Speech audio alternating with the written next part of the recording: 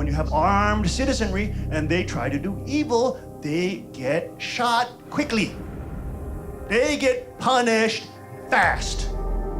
My name is Hyungjin Sean Moon, known as also Pastor Sean, or known as also Second King. My father is the Reverend Sun Myung Moon, who I believe is the Lord of the Second Advent, and he has created a kingship line, of which I am his appointed heir and successor. The Bible is very clear in showing that Christ requires us to be judges over the nation, judges of the wicked, to rule with the rod of iron. I convey the message from the Second King about the Lord of Iron, but their reaction is, you're so wicked and you're in a cult. Are you trying to appeal to all the pro-gun people of America? I'm not telling you how to do your job, but it seems like a massive opportunity for your church. To be a king, you're going to have territory, and you better have a means to keep that territory. Pastor Sean, and God working through him, he's taking the providence of God forward. In the scripture, it says, thy kingdom come on earth as it is in heaven. Now, that on earth is literal, okay?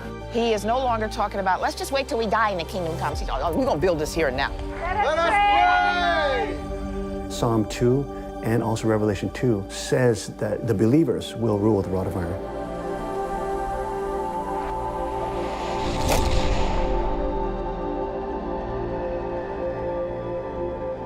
It's 2018, and we seem no closer to understanding the meaning of life. If anything, it can feel like we're further away than ever.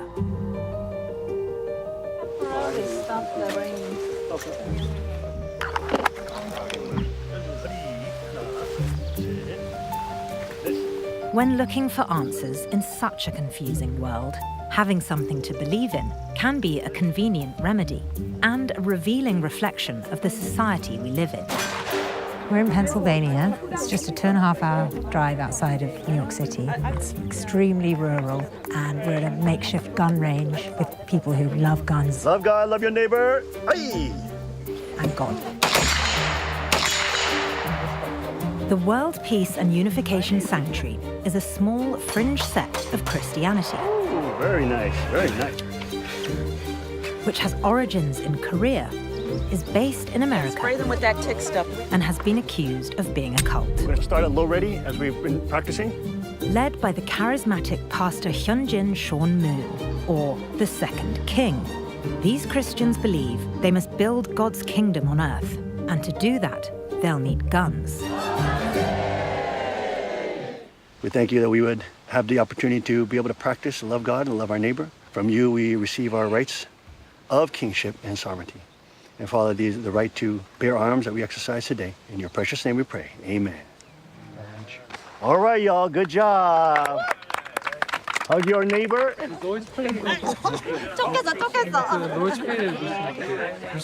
long have you been with the church? My parents, were part of the church, and so I grew up kind of like in the faith. But my family has always been into like the Second Amendment and hunting, so that's been a part of my life this whole time. We're gonna have to stop.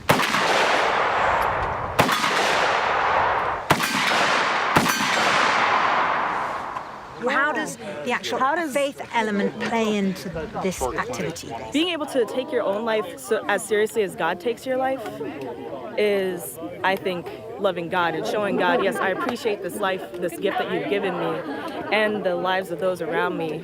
And I want to take your work seriously, so I'm not going to just be stopped by some crazy dude who is trying to hurt me. I consider this an honor to be able to train in this way. This is the Peace Kingdom Police, Peace Kingdom Corps. And our motto is love God, love your neighbor.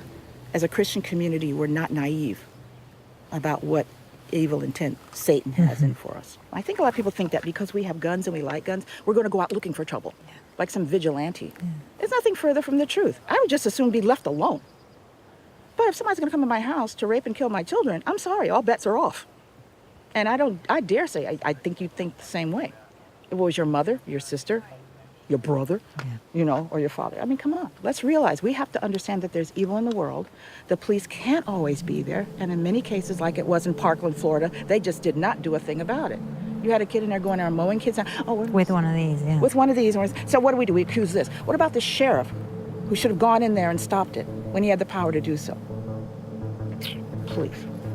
Until recently, the Unification Sanctuary had kept a fairly low profile. Then, in February 2018, the church made national news with a blessing ceremony where the congregation carried AR-15s just 2 weeks after the Parkland school shooting, which triggered mass gun reform protests across the country. The ceremony drew widespread criticism for its timing during what felt like such a consequential period of America's gun debate. All that weapon is good for, mass killing, and you want to bless it? Shame on you. So where did this right-wing, Second Amendment-loving church with its devoted following and young leader even come from? It's really the crack of dawn here. We're on our way to Pastor Sean's house because at 5 a.m. he begins recording his weekly outreach broadcast called The King's Report. We weren't allowed to know Pastor Sean's address, so one of his inner circle drove us up into the hills. Thank you, Regis. Very good driver. We're just arriving at Pastor Sean's property, where he lives with his beautiful wife.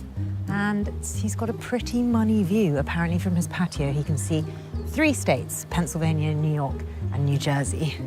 There's like this hand-painted sign by the front door that says, Father, the Son, and the Holy Spirit. Those are the people who obviously finance the house. Look at his Jeep. The church even has its own unique camo print that was designed for them. It's made up of crowns and silhouettes of AR-15s. And this is the crest of the church. It's got 2 crossed rifles and a sword and some crowns. We weren't allowed to know his address. Now that I'm here, I'm going to drop a pin and screenshot it. No, I'm joking.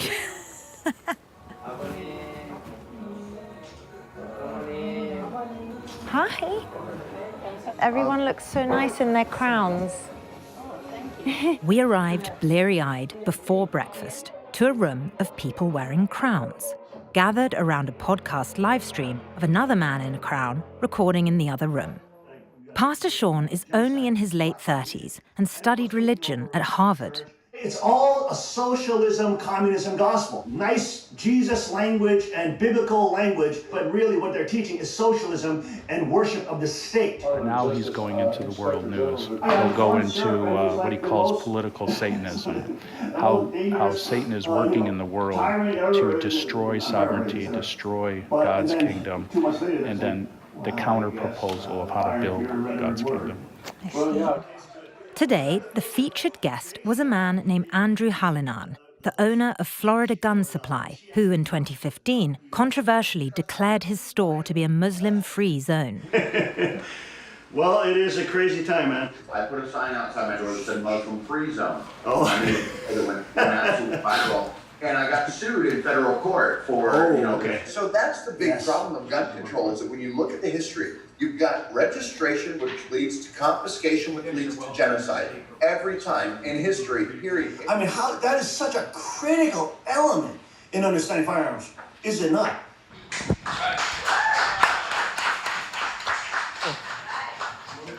I know everyone's. Hi, good morning, Charlie. Good I know morning. everyone's hungry, so I'm going to be super quick. Yes. I love your look.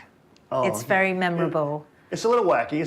Some days wacky, but... But you've got to attract the attention. Well, this is a eBay suit that we got, and it's kind of a fun way to, talk about serious issues. This is on our table, of course. The crowns and rod of iron is the 2 main biblical accoutrements of the citizens of God's kingdom in the Bible. Right.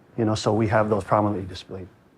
But I think one of the key scriptures on God's side is the crown. That's in Revelation 3:11. The Bible says, let no man take thy crown. So we see that the faithful who are overcoming with Christ are given crowns of sovereignty and royalty. And then we also see that they're given another accoutrement, which is the rod of iron. I think exemplified strongest in Psalm 2 and Revelation 2, where it says, they will rule with the rod of iron and they will break nations into shivers. So it has tremendous power in the hands of the co-heirs of Christ to even take down nations. The adoption of guns within the church is new. In 2017, Pastor Sean claims to have had a revelation that the rod of iron mentioned in the Bible should be interpreted as a gun. I'm now working on a new series, okay, which you will see, which will combine the study of the gospel, which is delineated by Jesus Christ, the gospel of the kingdom, with how he will rule that kingdom, with a rod of iron. While guns at the church are a new thing, most of the church's beliefs are not. The Unification Sanctuary has deep-seated roots in its own dynasty, one that has origins a world away from rural Pennsylvania. During our visit, the church was celebrating one of its holidays, called the Day of True All Things, a legacy of the sanctuary's Korean history.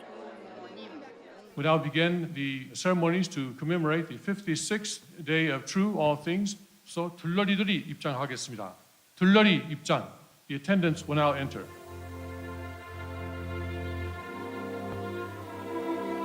서로 맞이하시기 바랍니다. Now the true parents and the second king and queen will enter. Please greet them with warm applause.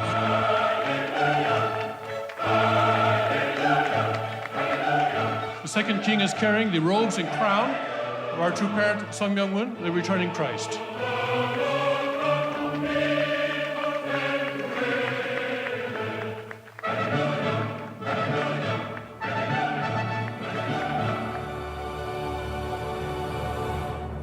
Thank you. I'd like to ask the king and queen now to take their seats on their thrones so that they can receive our 경배s. All second-generation couples in the hall will please come forward. 경배. Pastor Sean Moon is the son of Reverend Sun Myung-moon, a self-proclaimed messiah from Korea who founded the Unification Movement, more infamously known as the Moonies. Before Pastor Sean was even born, the group was already being labelled a cult, becoming most famous in the 80s for its mass arranged marriages. Throughout its history, the group was allegedly the target of everyone from cult deprogrammers to the FBI. Many former members would also go on to accuse the church of using brainwashing tactics and mind control. Like his son, Reverend Moon was known for his anti-communist stance and endorsement of right-wing politics. Upon his father's death in 2012, Pastor Sean, who believes himself to be his father's true heir, split from the Unification Church and founded his own, the one we see today in Pennsylvania. When we contacted the Unification Church, they offered the following statement.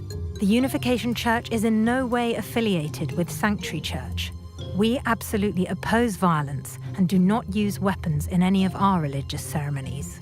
Even so, much of Pastor Sean's congregation is made up of longtime followers of his father, who were placed in arranged marriages by him, and who've moved to Pennsylvania to be closer to the new church. Happy today, I'm to all things to you. Happy day to all things to you. Happy day to all things to you. Happy day to all things to you.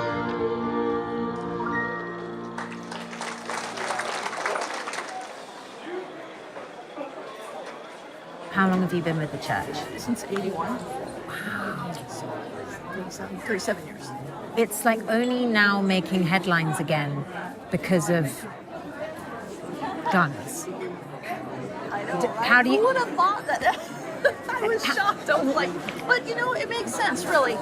Because I think in the 80s or whatever, when I first joined, was we were brainwashed. The accusation of like cult gets thrown around in America so much, right? Yeah. What's it like being told by the outsiders that you're in a cult? You know, I was like, I need my brainwashed, okay? Oh. It's like, if you think about how decadent and fallen society is, thinking that pedophilia is okay, Yeah. no, things are way off Terrifying, track. yeah. The embrace of that rod of iron under Pastor Moon. When was it first announced, and what did you think? I didn't grow up in a gun community. My parents didn't have guns. We didn't talk about guns. I didn't even think about owning a gun. It just wasn't my consciousness.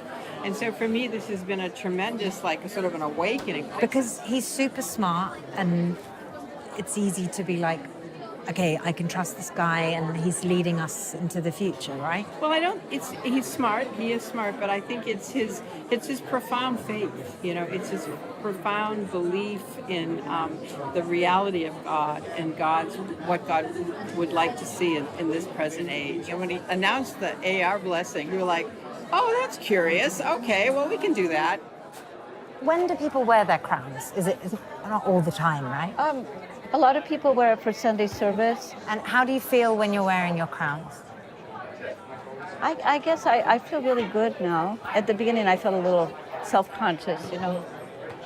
It's the same with anything. Why do you think people are frightened?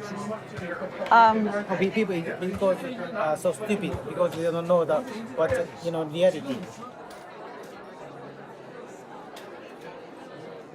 So this is a calendar. It's only $12. Peace Police, Peace Militia. So it's a Peace Police branded yearly calendar. Look at these pictures. Imagine having that on your wall. Shall I get this for my kitchen? Do you like the crown? Oh, but I'm the single right now. Ah, so you have to wait till you get married. Even though I wanted to wear the crown, yeah. So, who are you going to marry? You don't know? I don't know. When will you find out? How can I say? Parents-based. Parents are interesting themselves first. Okay. And then we can start to like communicate later. Okay. So yeah, it's kind of process. How is it for you and the other Korean boys and girls to bring guns into your life? Frankly, most of Koreans are so surprised about our church event. And also our church came from Korea. Yeah. So I like convey the message from the second king and about the Lord of Iron and the gun possession in Korea. But their reaction is, you're so wicked and you're in a cult. How do you respond to being called a cult? I think we get that more from the left, but I think many on the right would see the left as behaving as a cult, you know. Educators on the left or many people who are put through the sort of government schooling have a lot of cognitive dissonance when they have to interpret new data that opposes their, set of values. Many people have analyzed that as a sort of a new religion that is being pushed on young people. It's devoid of God, but sort of the state has become the new God. When people call us a cult or things like that, that's what they call early Christianity. They called almost all forms of religion that. I would say, please be careful of statism. That's also a cult, The voice of gun reform is so loud at the moment. You've got protests all around the country, and you've literally got young people standing up and begging the government, please do something. Every day that goes by, you're just endorsing more innocent deaths.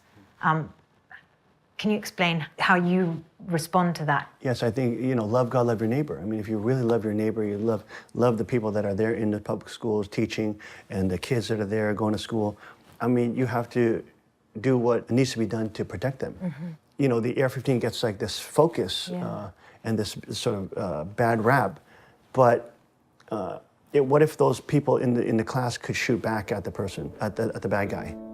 The Bible is very clear in showing that Christ requires us to be, for example, judges over the nation, judges of the wicked, to rule with the rod of iron. People in the kingdom have some roles and responsibilities. They're not like drinking pina colada on a beach or playing harps. I wanted to talk to somebody who could help explain what it means that this group of believers who've been around for decades suddenly have a new mission, and one that arguably appeals to a new audience of Americans charged by the political climate.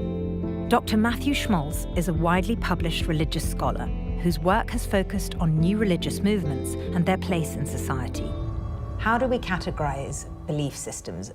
When are they a kind of fringe or problematic group, and when are they just an established, accepted group? I think there are two things to distinguish. In one sense, a fringe group is simply that, a group that pushes back against accepted social values. A dangerous group is usually one that's isolated and has a leader who is particularly concerned with maintaining control and also exerting that control over others. What do you make of Pastor Sean's group? I think it shows interesting dynamics, not only in terms of the way in which the group is organized, but its connections with conservative politics, especially gun rights activists. And that's a fairly new thing. How are we, the public, supposed to understand what Pastor Sean's adoption of guns is all about in light of the current political climate? I think that any new religion needs a constituency,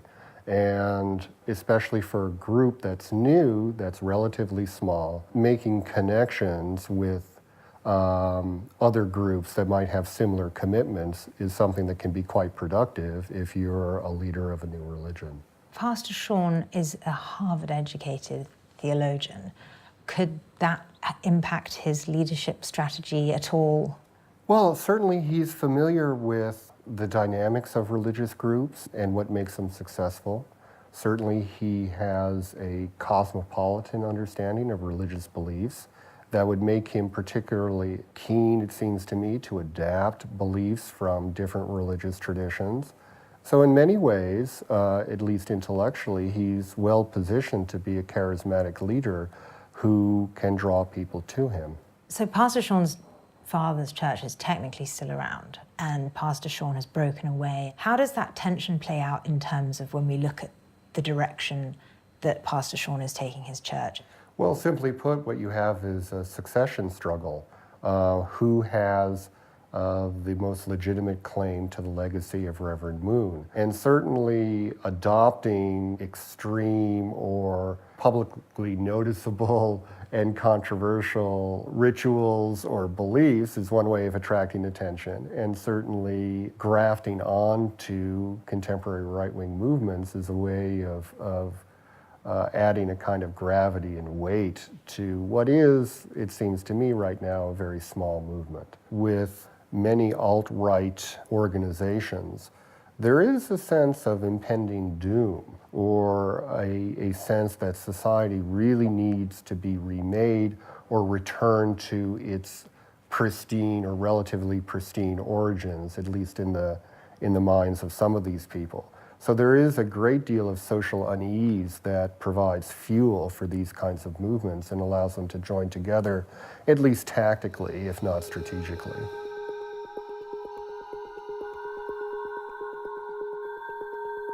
Are you trying to appeal to all the pro-gun people of America? I'm not telling you how to do your job, but it seems like a massive opportunity for your church. It's a Christian country already. You're speaking their language in a time when the Second Amendment is highly politicized more than ever. I think we're definitely making networks. You know, we've connected with a lot of folks, a lot of the stars in the gun community we've connected with. People have been showing an interest in joining up since you've sort of become more visible and with this new look, I want to say. Yeah, I think there's definitely a lot more interest. People, even in a local area, they've been very supportive. Our local area, we have a lot of gun owners, Yeah. a lot of veterans. I think the highest concentration of veterans and gun owners. Was that part of the reason why you moved to Pennsylvania? No, it wasn't all. I mean, it just happened that we settled here, and it just happened that the veterans and high gun ownership, I mean, we did not plan this at all. But if you're looking for a home for your gun church, you could do worse than here, a county with more guns than people. Even Pastor Sean's brother, Justin Moon, who owns leading gun manufacturer Armas, is based near here. Tommy Gun Warehouse is one of his stores. I'm at the book signing of Pastor Sean's new book, Rod of Iron Kingdom. It's taking place in his brother's gun store. And there's a huge line of people coming to get their book signed by the man himself. The book describes itself as an excellent apologetic for the Second Amendment. We've got a chapter on the Parkland, Florida shooting, a chapter about the left-wing fascist threat to democracy, the challenge of political Islam, and then a justification of why he believes the rod of iron should be interpreted as a gun, ideally an AR-15. There's a lot of people here keen to get their book signed. This book is very important, but I'm going to say actually it is dynamite because it exposes the leftist, media, government, higher education collusion to undermine our freedom. The author of The Rod of Iron Kingdom and Reverend Hyunjin Sean Moon. We're in the business of coronating kings and queens, so we're so grateful that all the kings and queens of the kingdom are out, and the rod of iron commonly is seen as a very powerful tool that will bring about almost a dictatorial Christian reign. But we don't, when you look at the scripture closely and you do a close analysis, you will see that in the original Greek, it means to defend, it means shepherding, it means protecting. Our rights don't come from government come from some bureaucracy. They come from Almighty God, and that's why they're inalienable. So grateful that all of you came out today, and of course, we're very honored and blessed to be here with you all. So thank you so much for coming out. Thank you. Do you feel like at this time with the Rod of Iron discussion, the church actually finally has a chance to break out and start growing? Well, Pastor Sean and God working through him, he's taking the providence of God forward. Right. Okay? He is no longer talking about, let's just wait till we die and the kingdom comes. He's, oh, we're going to build this here and now. Because in the scripture it says, you know, thy kingdom come on earth as it is in heaven. Now that on earth is literal, okay? So we have to think about how we're going to structure this kingdom. Yeah. Okay? Now to be a king, you're going to have territory, and you better have a means to keep that territory. We've been invited to a barbecue of the Unification Sanctuary Church. The barbecue is popping off. I'm looking forward to eating some Unification sausages. In the spirit of loving thy neighbour, we brought an offering of burgers. Should we go up here and present our meat? The barbecue was a celebration for the launch of Pastor Sean's book. Hi! Hello. And what many see as a new era for the church and its teachings. Let us pray! We are so grateful to be out here in the beautiful nature. We are so grateful to have the leadership of our second king. And we are so grateful that you have shown us so much love. A day of victory for the Rod of Iron ministry and the celebration of the publishing of the book. We pray these things together in all our family names. Aju. Aju. And amen.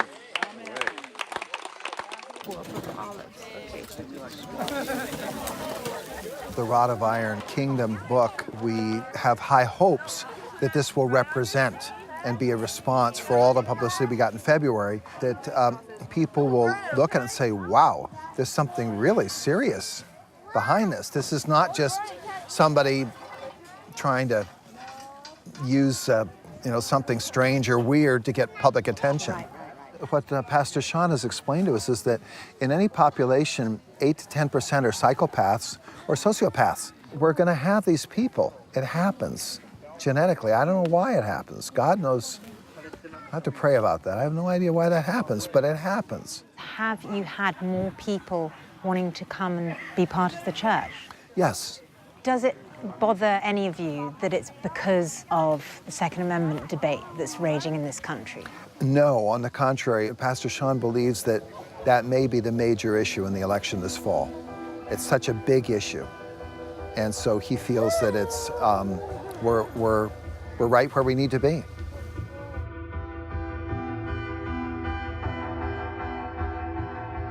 That's a glad message. It's a glad tiding when we can see into the future of the kingdom where the wolves and the predators cannot succeed, and that they will be punished quickly and justice will be served quickly. And of course, that's what happens when you have an armed citizenry and they try to do evil. They get shot quickly. They get punished fast. Concealed carry holders have the lowest crime rate out of any population in the United States, including police officers. But yet, the left says, you're the dangerous ones, you're the Nazis, you're the white supremacists, even though half of you, or 90% of you are not white. They say, I'm white supremacist. You see, have you seen my complexion? At times, Pastor Sean's anti-state, pro-sovereignty rhetoric feels better suited to a political rally than a church. The day I attended his sermon, he preached about the evils of everything from Hillary Clinton to brainwashed public school-educated, liberal indoctrinated cultural Marxists. So when you see brainwashed public school-educated, liberal indoctrinated cultural Marxists that come out of universities, think they're smart, have useless degrees, and they wear Mao Zedong shirts, forgive me if we're a little upset. What would you say to onlookers who are unnerved by this group carrying guns into church? Learn about the belief system of a group before you judge. Now, that doesn't mean that we can't debate whether or not certain forms of religion are healthy or unhealthy, more rational or less rational. We can talk about all that, But we can only do that in an intelligent way when we take people at their word and at least treat these beliefs with the seriousness that their actual adherents treat them. We're sovereign individuals, co-heirs with Christ, kings and queens in the kingdom of God. But it's not only, it can't only be verbal like that. It's got to be backed up with the crown of sovereignties and the rod of iron. Real political power must be given to the co-kings and queens with Christ. That's why it is a human right in the kingdom to have the rod of iron. Rod of iron in the hands of the co-heirs of Christ has tremendous power to even take down nations. I think that the very hard left that pushes, gun control and confiscation of AR-15s, I think they know the power of that rifle in the hands of 100 million people. It's quite a force to deal with. For the kingship of God, for the kingdom of God.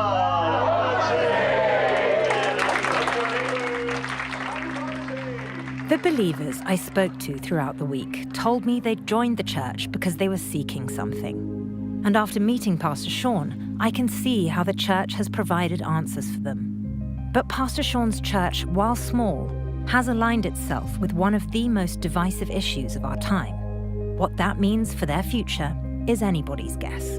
What you're looking at is essentially gun fanaticism and extreme Christian beliefs, and mix those together, and you can see why for a lot of people that could be pretty worrisome.